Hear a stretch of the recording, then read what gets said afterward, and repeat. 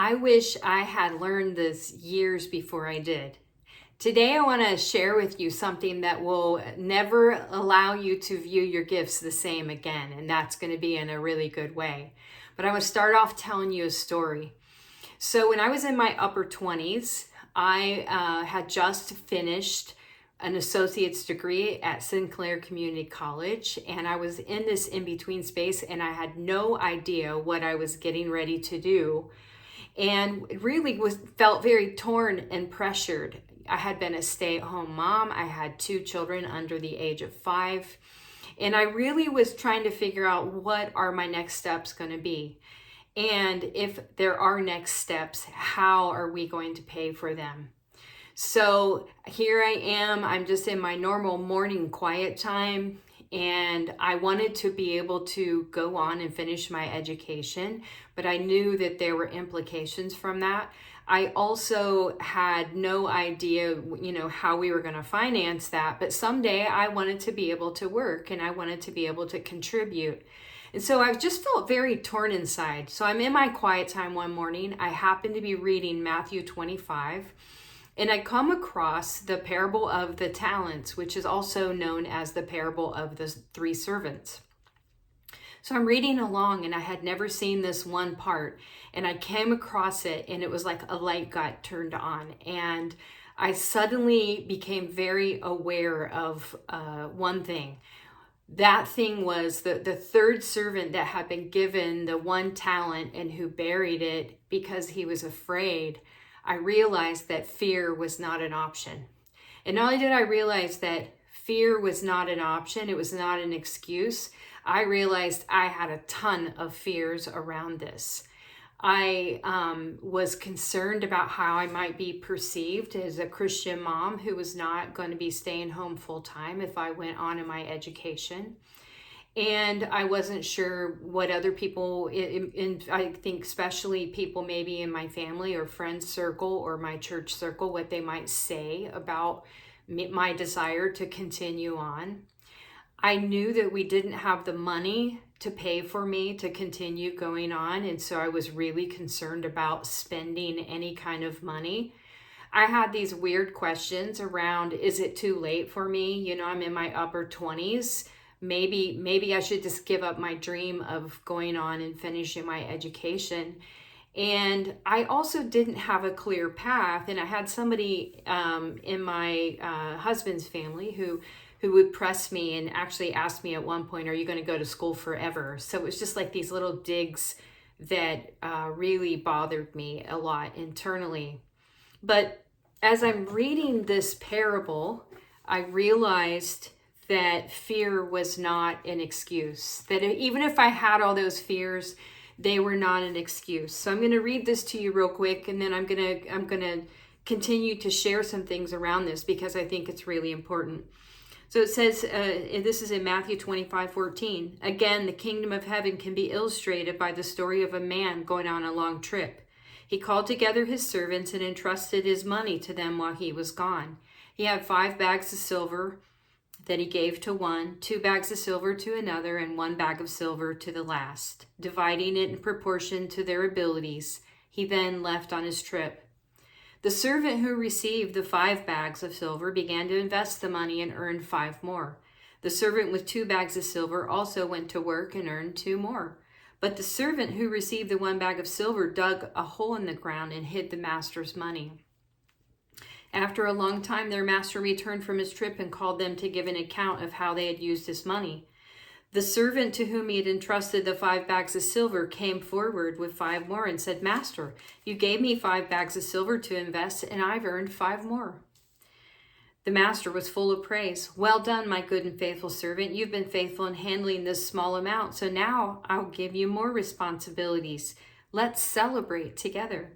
The servant who'd received the 2 bags of silver came forward and said, Master, you gave me 2 bags of silver to invest, and I've earned 2 more. The master said, Well done, my good and faithful servant. You've been faithful in handling this small amount, so now I'll give you many more responsibilities. Let's celebrate together. And then the servant with the 1 bag of silver came and said, Master, I knew you were a harsh man, harvesting crops you didn't plant and gathering crops you didn't cultivate.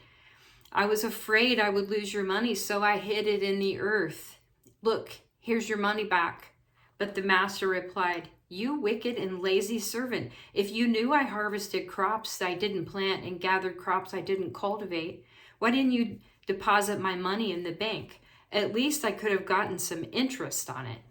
Then he ordered, "Take the money from this servant and give it to the one with the 10 bags of silver. To those who use well what they are given, even more will be given, and they will have an abundance. But from those who do nothing, even what little they have will be taken away. Now throw this useless servant in outer darkness, where there will be weeping and gnashing of teeth." Now I remember reading this parable prior to this experience I'm telling you about. And I used to always think, well, geez, that seems pretty unfair, right? One guy gets 5, one guy gets 2, one guy gets 1. And he's afraid, and so he buries it. And to be honest, I had identified with that one, right? Because I could see myself not having confidence and knowing what to do with it, knowing how to handle it. And I could see myself being like him. So it did seem like it was very unfair. I want you to know that a talent back then by those standards was equal to 20 years of income, which would be like around $600,000 in today's terms. So, there's a lot of things that the Lord has given us in our lives that would fall into this sort of category, right? He's given us gifts. He's given us relationships and abilities and influence and lots of different things that we could leverage in a profitable way. And I think understanding that our life is not ours, if you consider yourself to be somebody who is walking in relationship with Jesus, that means you have turned your life over to him. And so what I thought was very interesting this many years forward from this particular season in my life is by that point, I was really beginning to understand the Lord, the kindness of the Lord and his goodness in my life. And so at that particular point, for some reason, it just allowed me to see, wow, he tried to use fear as an excuse, but it wasn't received as an okay excuse. And not only that, but I know when I was reading this is he'd been entrusted with this, right? But he didn't only not know the master, right? But he saw him as unfair. And furthermore, as a thief. So it was like this progression of almost an accusation that the guy who was given the 1 talent was making to the master. And I think it's easy to see the Lord that way if you aren't walking in truth about who he is and his goodness and his kindness, because there are things that happen in life that feel really cruel and that they feel unfair. They can feel punishing. You can be in seasons where you're just trying to, figure out, God, why do you have me in this place, in this season? Why are you making me go through this? I have been those places. And I think the most important thing in this particular passage is to understand that the guy with the 1 talent really didn't know him. He didn't know him. He didn't really know the way that he navigated. And as a result, some of what he was saying really was truly accusation that I'm sure the master had to be somewhat offended by. It doesn't say that he was offended, but it does say that he was very stern with him in the way that he dealt with him.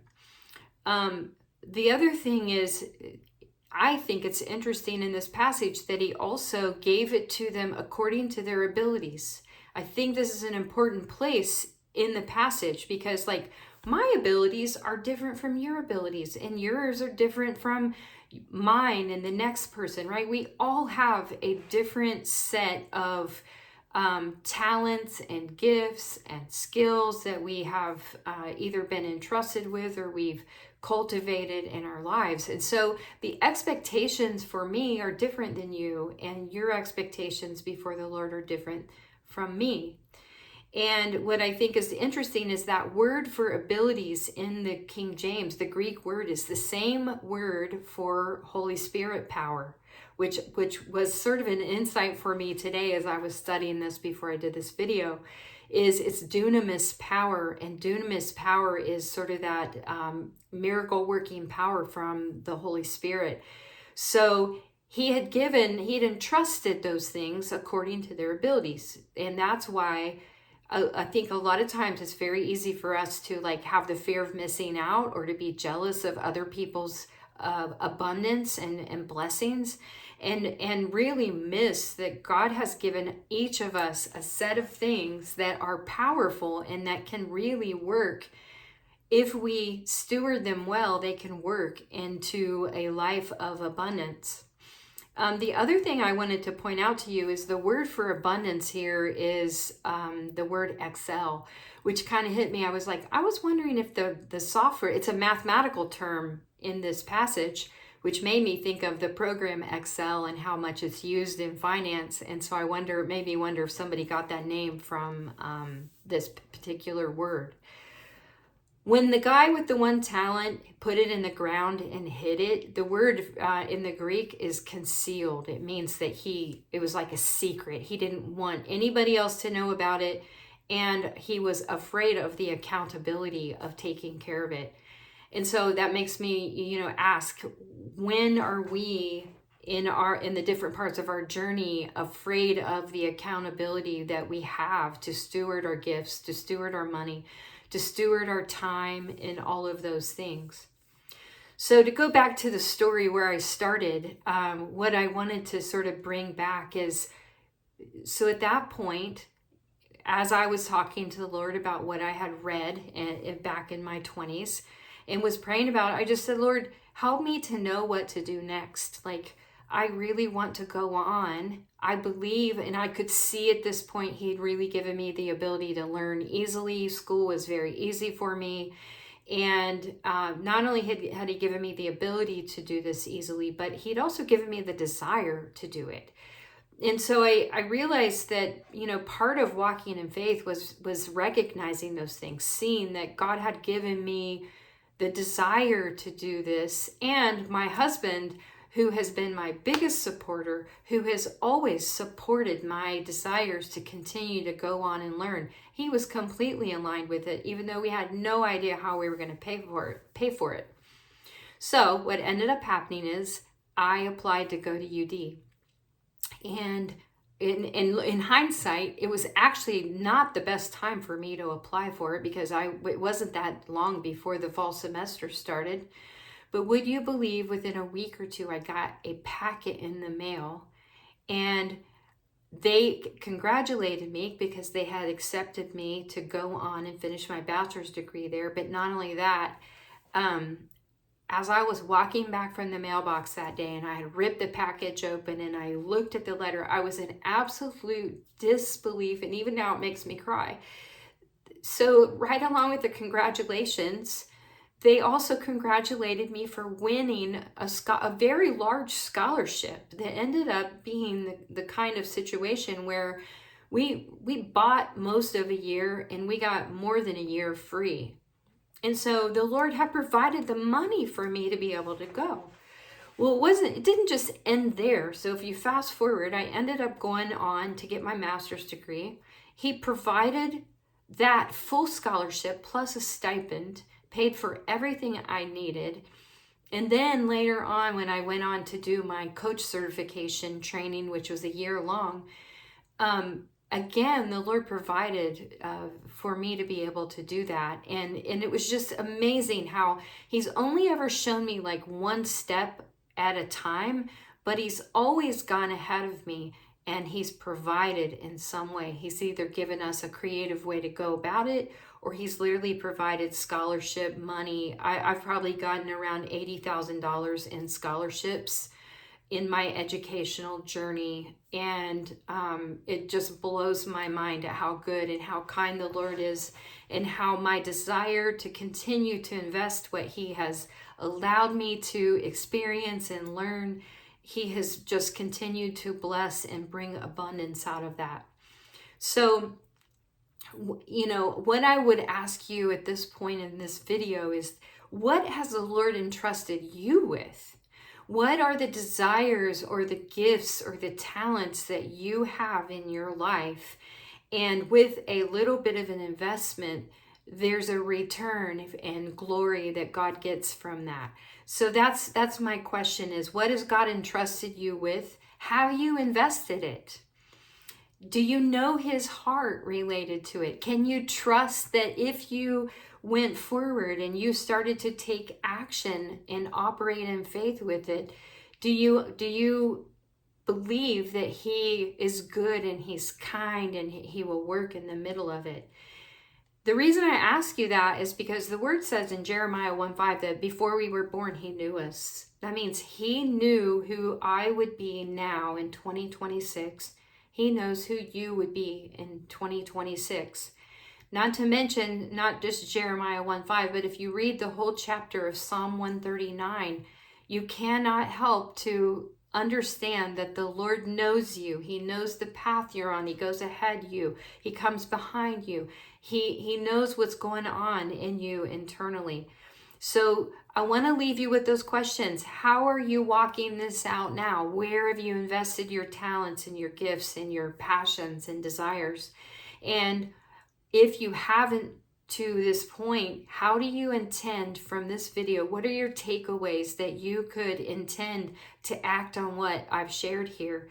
And if you do that, please comment below. I would love to hear what you have related to in this video, and how is this maybe encouraging you to act and to walk out in faith. Lastly, I just want to say, be honest about where you are. Like at the time, I had to come to terms that I realized I had all these fears about going on to school. I was so afraid of the money, of what people would say, how I would be perceived as a mom.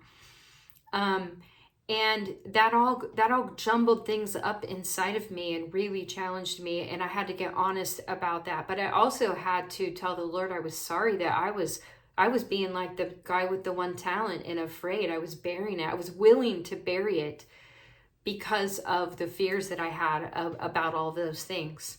So I would encourage you, as I close this up, take action on what you know, because that's where you'll get clarity.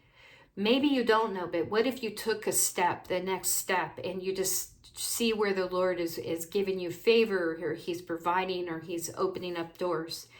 And again, I would love to hear about your own journey in this. And I would encourage you above all things, be real about where you are. God can take it. And he is much more kind and good than we ever knew. And seek Jesus, be transformed. And I just wish you the best. Bless you. Until next video. Thanks. Talk to you soon. Bye.